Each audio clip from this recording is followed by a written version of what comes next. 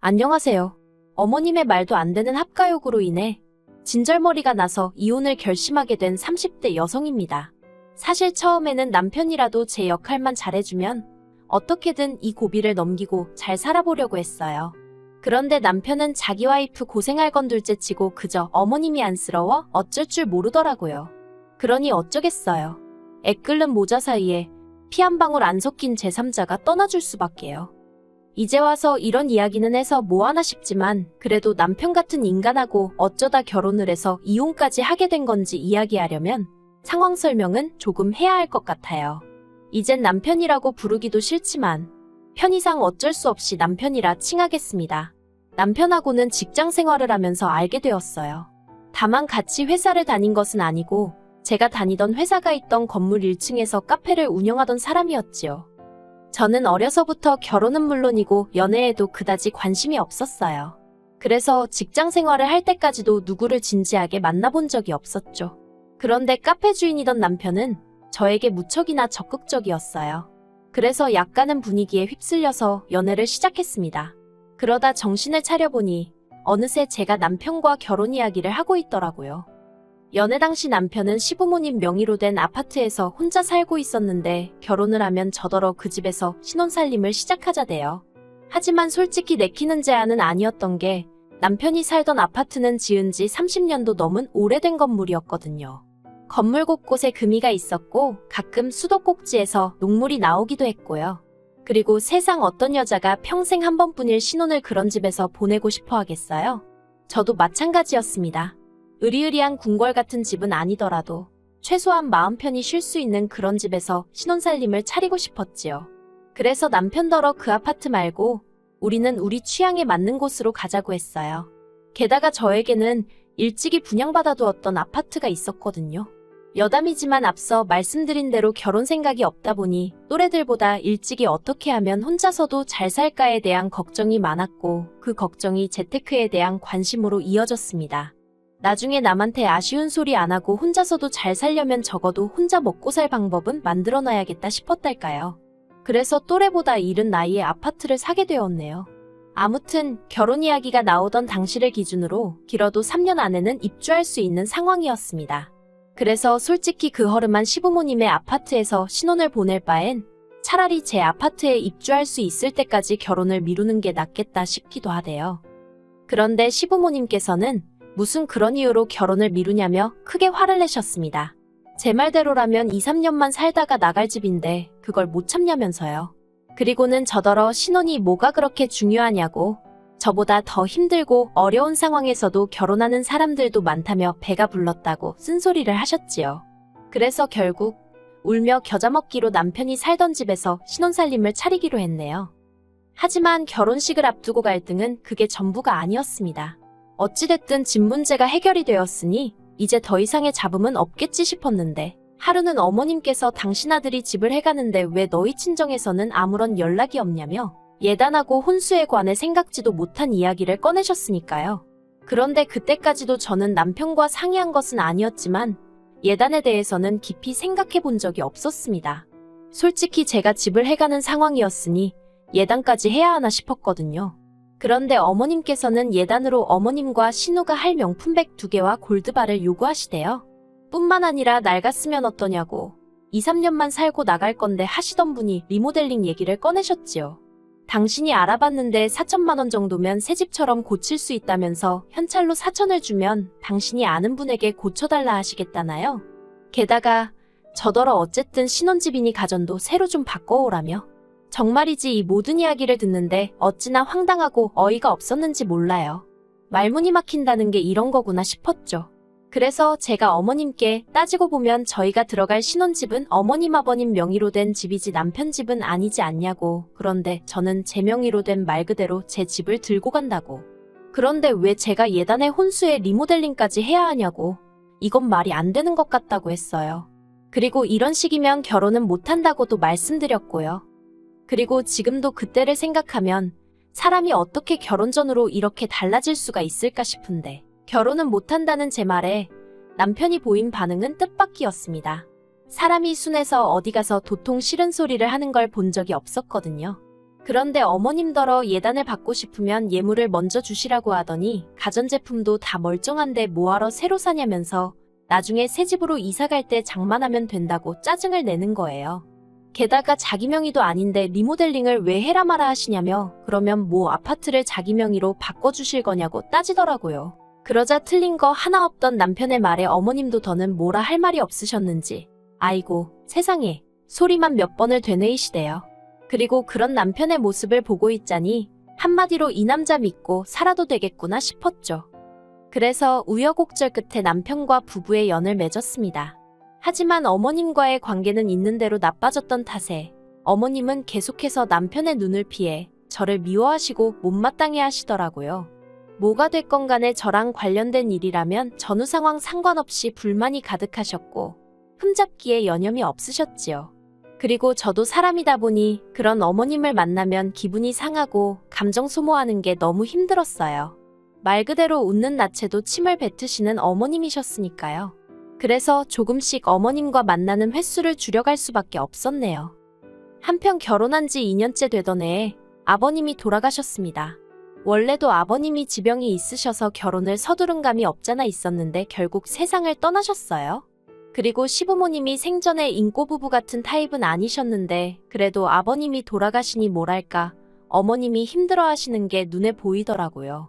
그리고 그런 어머님을 보면서 남편도 무척이나 괴로워했고요. 그래서 그런 남편을 위해 어머님을 향한 제 개인적 감정은 잠시 뒤로 하고 어머님을 챙겼습니다. 어색하긴 했지만 그래도 어머님을 모시고 좋은 데 가서 식사도 하고 쇼핑도 다니고 제 나름대로 최선을 다해서 살가운 며느리가 되어드리려고 노력했어요. 그래도 싫은 소리와 불평불만은 여전하셨지만 그럴 때마다 고마워하는 남편을 생각하며 참고 참았습니다. 그런데 제가 혹시 괜한 짓을 했던 걸까요? 솔직히 어머님이 저에게 고마워하셨으면 했던 것도 아니고 어머님 좀 챙겼다고 유세 부리고 생색낼 생각도 없었습니다. 하지만 호의가 계속되면 권리인 줄 안다더니 어머님은 제가 잘해드리면 잘해드릴수록 저에게 요구하시는 바가 많아졌습니다. 어디 호텔이 식사가 맛있다더라. 누구네 며느리는 뭘 사다 줬다더라. 그래서 결국 질려버린 제가 다시 어머님과의 사이의 거리를 두기 시작했어요. 그리고 그런 와중에 제 명의의 아파트로 이사를 하게 되었습니다. 원래 저희가 살던 집은 시댁에서 차로 20분이면 닿을 거리였는데 이사를 가게 된 곳은 차로 1시간 남짓 걸렸으니 저로서는 숨통이 트이는 기분이었죠. 하지만 어머님께서는 왜 그런 동네에 분양을 받았냐, 꼭 이사를 가야 하냐 하며 온갖 잔소리를 하시더니 결국엔 당신도 같이 이사를 가면 안 되겠냐 하시더라고요. 아버님 돌아가신 이후로 혼자 지내려니 적적하고 외로우시다면서요. 하지만 저는 그런 어머님의 앓는 소리에도 불구하고 그 자리에서 합가는 어렵다고 딱 잘라 말씀드렸습니다. 그리고 이 일로 저는 남편과 전에 없이 큰 다툼을 하게 되었어요. 남편이 저더러 말이라도 한번 생각해 볼게요 하면 어디가 덧나냐며 정말 너무한다고 소리를 질렀거든요. 제가 남편더러 어차피 같이 안 살게 확실한데 실없는 소리를 왜 해야 하냐고 받아치니까 혼자 되신 어머님을 보고도 아무런 느낌도 없냐면서 저더러 지독하다는 거예요. 그리고 그런 남편에게 저도 실망이 이만저만이 아니었습니다. 처음에는 남편 눈을 피해서 저를 무시하고 구박하시던 어머님이 언젠가부턴 아예 대놓고 저에게 면박을 주시고 억지를 쓰셨는데 그럴 때 남편은 단 한 번도 어머님한테 그러지 마시란 소리를 한 적이 없었거든요. 그래놓고 저한테는 지독하니 어쩌니 하는 게 어이가 없었죠. 뭐 아무튼 그래도 그나마 다행이라고 해야 할지 남편하고 대판 싸운 덕분에 합가 이야기는 쏙 들어갔어요. 그리고 이후로 평소와 다름없는 일상을 보내고 있던 어느 날이었습니다. 어머님이 목욕탕에서 넘어지셨다고 연락이 왔어요. 하지만 불행 중 다행으로 부상의 정도는 심하지 않으시대요. 병원 의사 말로는 손목 근육이 살짝 놀란 정도라서 너무 무리하지만 않으시면 금방 좋아지실 거라고요. 그런데 어머님은 그때부터 별것도 아닌 일로 집에 좀 와보라며 그렇게 저를 호출하셨습니다. 심지어 한 번은 주말 아침이었는데 당신이 약속이 있는데 머리를 감으려니 손목이 시큰거려 죽겠다며 저더러 머리 좀 감겨달라고 부르신 적도 있었다니까요. 그리고 그땐 정말 아무리 상대가 어머님이라고 해도 속에서 열불이 올라오는 걸 참을 수가 없대요. 솔직히 그동안에도 정말 우라가 치미는 걸 참으며 어머님이 부르실 때마다 갔는데 그 이유는 딱 하나였어요. 사람이 왜 아플 때는 별것도 아닌 일로 더 서럽고 서운하고 그렇잖아요. 그래서 그냥 한 달이면 낫는다니까 한 달만 참아보자 생각한 거죠. 그런데 정말 그날만큼은 도대체 며느리가 시녀도 아니고 이게 무슨 경우인가 싶은 거예요. 그래서 이런 이유로 부르실 거면 저 말고 남편을 부르시라고 화를 냈습니다. 그런데 그랬더니 그날 이후로 어머님이 더는 저도 남편도 부르시질 않대요. 그러다 지난달이었습니다. 남편이 돌아오는 주말에 어머님 댁에 좀 같이 가자고 하더라고요. 그래서 무슨 일 때문에 그러냐니까 뭐 이런저런 할 이야기가 있다대요. 어차피 더 캐물어봤자 말해줄 것 같지도 않고 그래서 알겠다 했습니다. 그리고 며칠 뒤 예정대로 시댁에 내려갔는데 현관부터 집안이 얼마나 어수선하던지요. 거실이며 안방이며 곧 이사라도 갈 것 마냥 곳곳에 상자들이 쌓여 있었거든요. 그리고는 곧이어 어머님이 당신이 할 이야기가 있다며 저더러 이리 와서 앉아라 하시는데 왠지 불길한 기분에 남편을 쳐다봤습니다. 그랬더니 남편이 제 눈을 피하대요. 지금도 남편이랑 어머님이 정확히 어떤 대화를 주고 받았던 건지는 모르겠습니다. 하지만 확실한 건 남편과 제가 올해 들어 돈 문제로 다툼이 좀 있기는 했었어요. 회사 근처에 카페들이 우후죽순 생겨나면서 남편 카페 매상이 많이 떨어졌는데 남편이 천하태평이었거든요.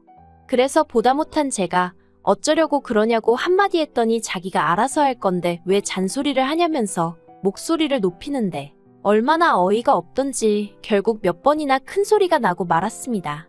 하지만 부부지간의 일이니 어머님께 이야기를 했을 거라곤 상상도 못했어요. 그런데 어머님이 이 이야기를 하시면서 앞으로 당신이 월세로 50을 낼 테니 같이 사는 게 어떻겠냐 하시대요. 그러면 저희는 여윳돈 50이 생기는 거니 얼마나 좋으냐면서요. 그래서 제가 월세로 50이 아니라 500을 내셔도 같이는 못 산다고 했습니다. 저도 퇴근하면 편하게 쉬고 싶은데 어머님이 계시면 어떻게 편하게 있겠냐고요. 저녁 식사도 그냥 대충 시켜 먹고 그래도 되는데 어머님이 계시면 그렇게 못하고 아무튼 여러모로 제약이 너무 많아서 싫다고 같이는 못 산다고 말씀드렸습니다. 그랬더니 어머님이 누가 저더러 저녁 차리라고 했냐면서 그런 거 안 해도 된답니다. 제가 주말에 늦잠을 자든 말든 뭐라고 안 하실 거라면서 저는 저대로 당신은 당신대로 편하게 살자는 거예요. 하지만 아무리 어머님이 무슨 말씀을 하셔도 아니 애시당초 제 집에서 왜 제가 그런 눈치를 봐야 하는 거며 허락을 받아야 하는 건지 도저히 납득할 수가 없었죠.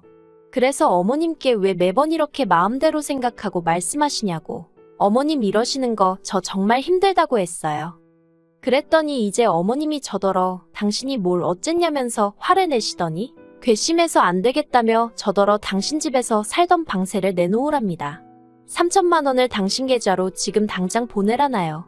그리고는 하시는 말씀이 처음부터 제가 마음에 안 들었지만 아들이 좋아하는 여자라고 해서 꼭 참고 집 돈 내준 건데 저 하는 꼴이 아주 싸가지가 없다는 거예요. 그리고 그때부턴 저도 정말 할 말은 해야겠다 싶더군요. 그래서 그 거지 같은 집을 도대체 언제까지 우려먹으실 심산이시냐고 따졌습니다. 막말로 제 명의로 주신 것도 아니면서 뭘 그러시냐고요. 그러자 어머님은 이도저도 안 먹힌다 싶으셨는지 아이고 하는 곡소리와 함께 나오지도 않는 눈물을 쥐어짜내기 시작하셨습니다. 그리고도 부족하다 싶으셨는지 저를 보고는 너 잘났다 하며 삿대질을 하시는데 도저히 몰아드릴 말씀이 없더라고요. 그래서 그냥 가만히 서 있었어요. 그런데 남편이 그런 저를 보더니 정말 너무한다면서 어머님을 어르고 달래는 거예요. 엄마 울지 마. 우리 집 가자 하면서요. 어처구니가 없는 광경에 잠시 말을 잃었지만 저는 최대한 감정을 조절하며 남편더러 그럴 게 아니라 당신이 여기 어머님과 같이 남으라 했습니다. 어머님이 적적해서 같이 살고 싶다 하시는 거니 당신이 남는 게 모두에게 좋겠다고요. 그리고는 짐도 내가 챙겨서 여기로 보내줄 테니까 그런 줄 알라 했죠. 그렇게 당황한 남편이 어정쩡하게 행동하는 사이에 저는 제 차 끌고 집으로 와버렸습니다. 그리고는 여행용 가방에 미친 듯이 남편 짐을 때려넣기 시작했어요. 생각할수록 어이없고 괘씸해서 엄마 울지 말고 우리 집 가자? 짜고 치는 고스톱이 따로 없다 싶더라니까요. 그리고 이튿날 날이 밝기가 무섭게 용달차 불러서 남편 짐이란 짐은 숟가락 젓가락까지 실어서 시댁으로 보내버렸습니다. 그리고는 남편에게 이참에 어머님 옆에서 오래오래 붙어 있으면서 효도하고 지내라고 했어요. 당신 말대로 불쌍하신 어머님, 언제까지 혼자 계시게 할 수는 없지 않냐고요. 그랬더니 남편이 저더러 전화에다 대고 미친 엑스냐며 어떻게 이따위로 나오냐고 생난리를 치대요. 그래서 제가 당신이 어제 어머님 챙기는 거 보니까 알겠더라고. 당신한테 필요한 사람이 내가 아니라 어머님인걸. 그러니 내가 알아서 빠져준다는데 왜 난리냐고. 저도 지지 않고 응수했지요. 그랬더니 남편이 어이가 없다면서 후회하지 말라고 알겠답니다. 저더러 혼자 잘 먹고 잘 살라면서 못돼 처먹었네 그러는데 순간 이상한 감정이었어요. 솔직히 남편이 잘못했다고 싹싹 빌면 어쩌지 싶었거든요. 그러면 봐줘야 하나? 봐주면 또 이런 일이 생길 텐데 하고 걱정스럽기도 했고요. 그런데 오히려 지가 더 큰 소리를 내면서 알겠다고 하니까 어이가 없었다고 해야 할지 아쉬운 건 아닌데 허탈하고 황당했달까요. 그런데 더 황당했던 건 그날 오후 어머님한테 온 연락이었습니다. 어머님이 남편에게 들었다며 이게 다 무슨 얘기냐며 안 된답니다. 이혼은 안 된대요. 그리고는 당신은 아들하고 살고 싶었던 게 아니고 저랑 살고 싶었던 거라는 말도 안 되는 소리를 하시는 거예요. 아버님 돌아가시고 제가 너무 잘해드려서 좋았었다나 그래서 그런 거라면서 이혼은 하지 말래요. 합가 이야기도 이제 안 할 테니까 당신 아들하고 알콩달콩 살라나요? 그래서 제가 됐다고 했습니다. 어머님 아들하고 알콩달콩 살기도 글렀고 이제 트럭으로 준다 해도 싫다고요. 그리고는 어머님더러 효자 아들 두셔서 참으로 좋으시겠다고 아들한테 효도 많이 받으시고 오래오래 사시라 했지요. 그랬더니 어머님 하시는 말씀이 그 자식이 뭘 할 줄 안다고 효도를 받겠냐고 정말 이럴 거냐면서 저더러 안 된다고. 안 되긴 뭐가 안 된다는 건지 말이에요. 아무튼 이제 눈엣 가시 같은 며느리도 없고 어머님을 극진히 생각하는 아들이 옆에 있으니 정말 좋으시겠어요? 그쵸?